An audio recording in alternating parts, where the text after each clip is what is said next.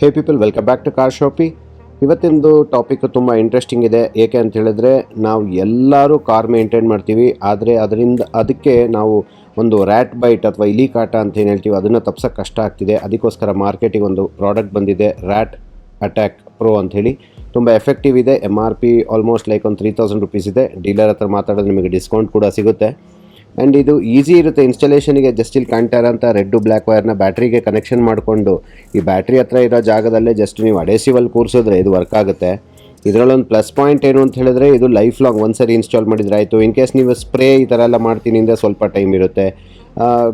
ಈ ಥರ ಮಾಡೋದ್ರಿಂದ ನಿಮಗೆ ECU ಇಂದ ಬರೋವಂಥ ವೈರ್ ಕಟ್ ಆಗೋದಾಗಲಿ, ಹೊಸ ವೆಹಿಕಲ್ಸಲ್ಲಿ ಡ್ಯಾಮೇಜ್ ಆಯಿತು ಅಂದರೆ ಶೋರೂಮಿಗೆ ಬಿಡಬೇಕು. ರ್ಯಾಟ್ ಬೈಟ್ ಆದಾಗ ಜನರಲಿ ಇನ್ಶೂರೆನ್ಸ್ ಕ್ಲೇಮ್ ಆಗೋಲ್ಲ.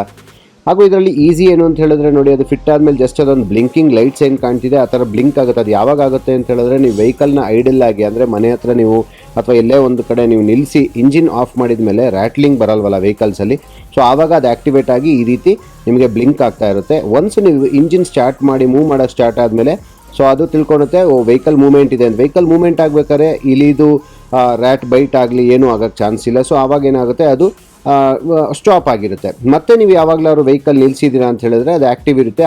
ಈ ಯೂನಿಟಲ್ಲಿ ಬರ್ತಾ ಇರೋಂಥ ಲೈಟ್ ಏನು ಮಾಡುತ್ತೆ ಅಂದರೆ, ಈ ಇಲಿಗೆ ತುಂಬ ಇರಿಟೇಟ್ ಮಾಡುತ್ತೆ. ಆವಾಗ ಅದೇನು ಮಾಡುತ್ತೆ, ಕ್ಯಾಬಿನ್ ಎಂಟ್ರಿ ಆಗೋಲ್ಲ.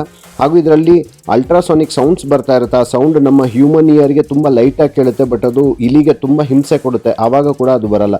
ಹಾಗಾಗಿನೇ ಇದರಲ್ಲಿ ಲೈಟು ಹಾಗೂ ಸೌಂಡ್ ಎರಡೂ ಇರೋದ್ರಿಂದ ಇದು ತುಂಬ ಎಫೆಕ್ಟಿವ್ ಆಗಿದೆ. ಹಾಗೂ ಕೆಲವರು ನಾನು 100% ಇದರಿಂದನೇ ಹೋಗುತ್ತೆ ಅಂತ ಹೇಳಲ್ಲ. ಕೆಲವರಿಗೆ ಬರೀ ರ್ಯಾಟ್ ಸ್ಪ್ರೇಯಲ್ಲಿ ಹೋಗಿದೆ, ಕೆಲವರಿಗೆ ಈ ಥರದ್ದು ಯೂನಿಟ್ ಹಾಕಿದಾಗ ಹೋಗಿದೆ, ಅಥವಾ ಕೆಲವರಿಗೆ ಹೊಗೆ ಸೊಪ್ಪು ಕಟ್ತಾರೆ ಈ ನಾಟಿ ಸ್ಟೈಲಲ್ಲಿ ಅಂತೇಳಿ. ಆ ಥರ ಒಬ್ಬೊಬ್ಬರು ಒಂದೊಂದು ರೀತಿ ಮಾಡ್ತಾರೆ. ಅದು ಯಾವುದ್ರಲ್ಲಿ ಹೋಗುತ್ತೆ ಅಂತ ನಾವು ಗ್ಯಾರಂಟಿ ಹೇಳೋಕ್ಕಾಗಲ್ಲ. ಬಟ್ ಇದನ್ನು ಹಾಕ್ಸಿದವರಿಗೆ ರಿಸಲ್ಟ್ಸ್ ಚೆನ್ನಾಗಿದೆ.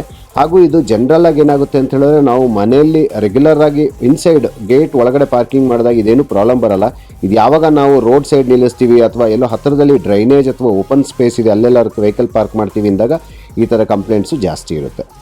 ನೀವು ಇದು ಯಾವಾಗಲೂ ಆನ್ ಇರುತ್ತಲ್ಲ, ಇದರಿಂದ ನಮಗೆ ಏನಾದ್ರು ಬ್ಯಾಟ್ರಿ ಡೌನ್ ಆಗುತ್ತಾ ಅಂತ ಏನು ಚಿಂತೆ ಮಾಡೋವಂಥದ್ದಿಲ್ಲ. ವೆರಿ ಲೋ ಕನ್ಸಂಪ್ಷನ್ ಯೂಸ್ ಮಾಡುತ್ತೆ.